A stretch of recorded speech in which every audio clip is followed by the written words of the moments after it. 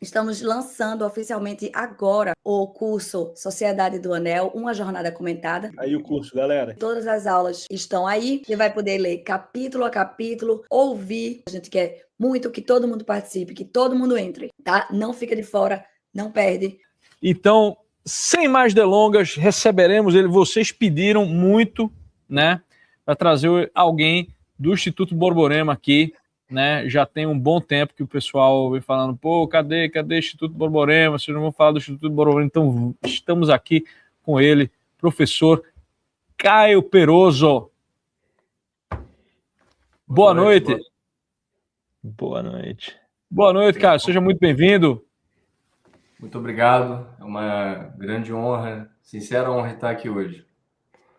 Ah, que alegria.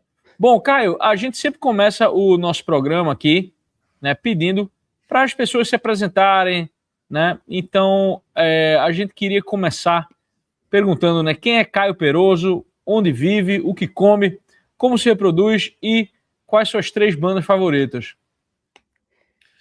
Muito bem.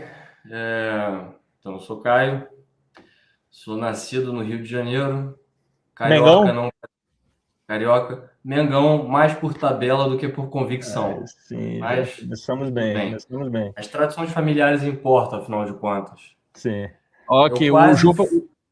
o Jopa é um defensor do flamenguismo cultural. Exatamente. Ele se daria muito bem com meu pai.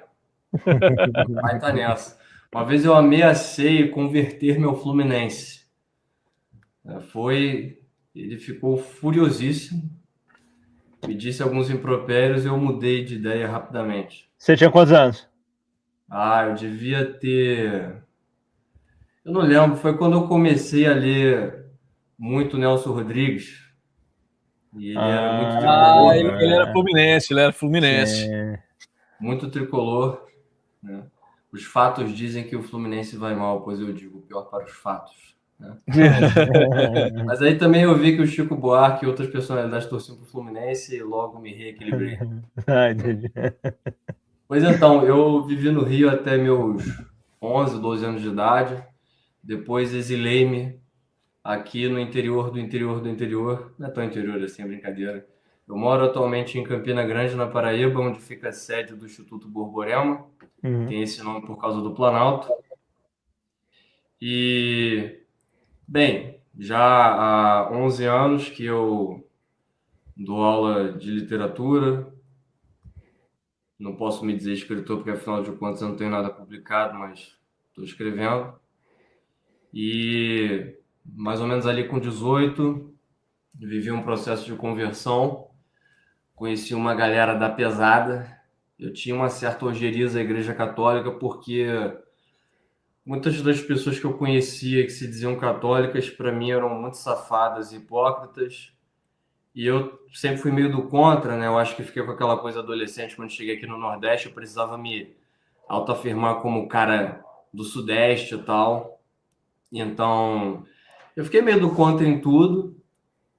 A galera toda começando a ouvir, na época era Garota Safada, Aviões do Forró, hoje cada um deles foi fazer carreira solo. Enfim, em vez de se esconder por trás de um nome de banda, foram divulgar suas merdas com o nome pessoal. Enfim. E aí eu ficava, não, eu sou um cara que escuta rock, não sei o quê. Fiquei nessa e nisso eu acho que eu era muito mais rebelde e niilista do que ateu. Nunca fui um cara de esquerda. Só era um cara rebelde mesmo. Até que eu conheci um dia, por acidente, na verdade antes disso, incrível que pareça, eu fui para Nova York em 2013, o meu pai ele é corredor profissional, e ele ia disputar a meia maratona de Nova York. Não sabia falar inglês, então convidou-me e eu, poxa vida, obviamente aceitei, né? E aí, no aeroporto em Brasília, eu lembro, eu fui na livraria e pensei, bom, agora que eu faço direito, sou um operador do direito, sim, tem esse dado sobre mim, né? Eu, tal como 113% da população brasileira, sou formado em direito. Sim. E, bom, agora que eu sou operador do direito, eu tenho que ser um cara lido, um cara, assim, entendido. Aí eu comprei um livro cuja capa era bem maneira, assim, e, pô, tinha alguns algumas figuras conhecidas a mim por causa do curso de Teoria do Estado na faculdade. Eu comprei o Guia Politicamente Incorreto da Filosofia, do Luiz Felipe Pondé. Ah, sim. Aí eu li, achei muito interessante, e a partir dali fui anotando todos os livros que ele citava para fazer um plano de estudos. Então ele citava o Nelson Rodrigues, tem um capítulo dele que eu acho bem legal, que ele fazia uma síntese comparativa do feminismo com a psicologia da Emma Bovary. Aí eu anotei o Madame Bovary, o Dostoiévski, e fui atrás desses livros. Aí eu comecei a ficar um cara bem reacinha. Aí eu saí do niilismo rebelde assim para uma coisa meio libertária. Aí tive um professor de psicologia jurídica, que é o que eu sempre quis fazer, na verdade, foi psicologia. Eu até passei na Estadual da Paraíba, mas era de noite, era para começar em outubro, aí meus pais não me deixaram fazer, ainda bem, porque se eu tivesse feito hoje em dia, sei lá, eu devia estar na Praça da Bandeira aqui em Campina Grande, plantando bananeira pelado com a bandeira vermelha na bunda, alguma coisa assim. Não duvido. Então, de certo modo, me preservou de alguma coisa, pelo menos assim eu julgo. E aí, esse professor de psicologia, ele me apresentou uma galera da pesada que aprontava, como se diz na sessão da tarde, aprontava altas confusões aqui em Campina Grande. Na época, eles tinham a revista Vila Nova, era o professor Matheus Mota Lima, seu irmão Sávio Mota. Nós combinamos uma cerveja e eles apareceram lá em casa, junto com outros 2 amigos calvinistas. E aí eu sentei para conversar com os caras e a gente queria fazer, eu e um outro amigo, um grupo de debates na faculdade. E o Matheus acertadamente deu o conselho de que isso seria um suicídio, nós éramos muito jovens, não tínhamos experiência, e o que devíamos fazer era mais estudar do que debater.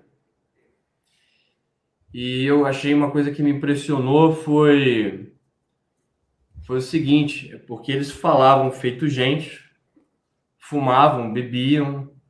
Eu falei, nossa, católicos podem fazer isso, católicos podem ser tranquilos. Então, de alguma maneira, embora muita gente não goste, aquela cerveja, aquele cigarro que eles naquele momento empunhavam, de algum modo serviam-me numa modalidade apostólica mesmo, porque era um convite a uma possibilidade. E aí, beleza, para encurtar a conversa, daí eu conheci o Olavo. O primeiro vídeo que eu vi do Olavo na internet foi um hangout dele com o Lobão e Bené Barbosa. Ah, clássico. Como diria o Manuel Bandeira, foi o meu primeiro alumbramento. Porque a sinceridade daquele homem era realmente algo estarrecedor. E aí eu comecei a estudar o COF, e depois que eu li Crime e Castigo, eu me converti.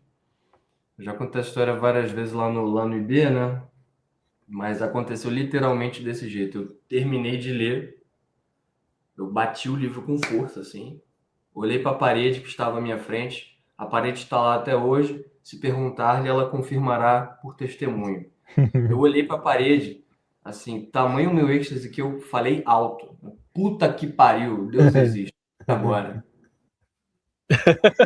tipo assim, eu tinha que saber se era o Deus protestante, o Deus católico, o Deus espírita.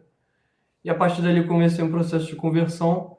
E quando eu vi, nunca quis isso. Quando eu vi, eu já estava dando aula de literatura. A gente fez alguns grupos de estudos aqui. O instituto ele foi crescendo até o ponto que no ano de 2020, ou foi 21, acho que foi 20, a gente lançou o nosso curso de formação, que tem por preocupação fornecer instrumentos para que as pessoas possam fazer de alguma maneira algo parecido com o que o Trivium tinha por gramática.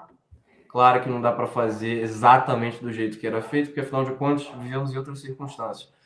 Mas sendo criativo dá sim para fazer ajustes de método pedagógico sem que você rebaixe o ideal. Pelo menos o que eles tinham por ideal, o que a gente consegue entender que eles tinham por ideal. Então, de lá para cá, eu venho nisso. Eu dou aulas de literatura, faço atendimentos terapêuticos e escrevo. E é isso aí. Você ainda quer saber o que eu como e como eu me reproduzo as 3 bandas? As 3, pode pular As para as 3 3 bandas, bandas. né? Cara, as 3 bandas, assim, eu não sei se eu tenho hoje bandas favoritas, assim, mas eu posso dizer mais as que me deixaram marcas na imaginação, como que configuraram o meu modo de ver as coisas.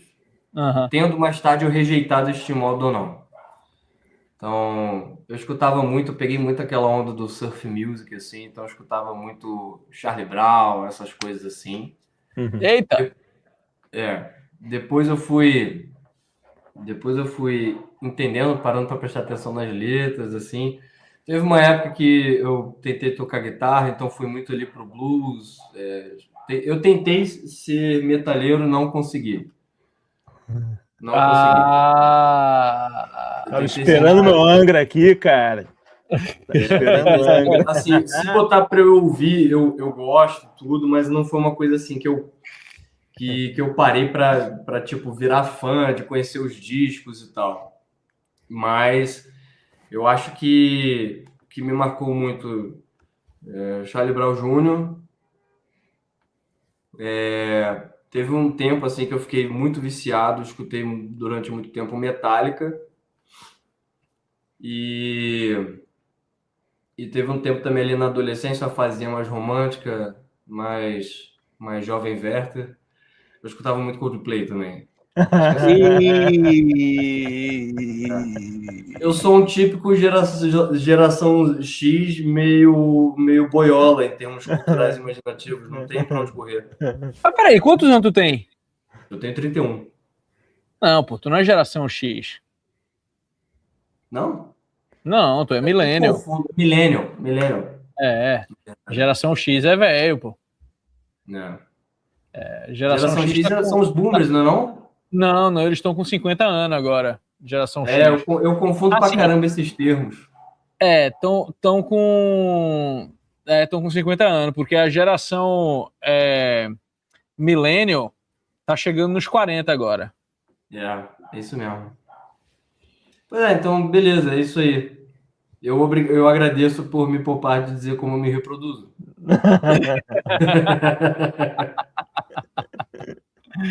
Não, aqui a gente, né, tudo dentro da família tradicional divorciada brasileira.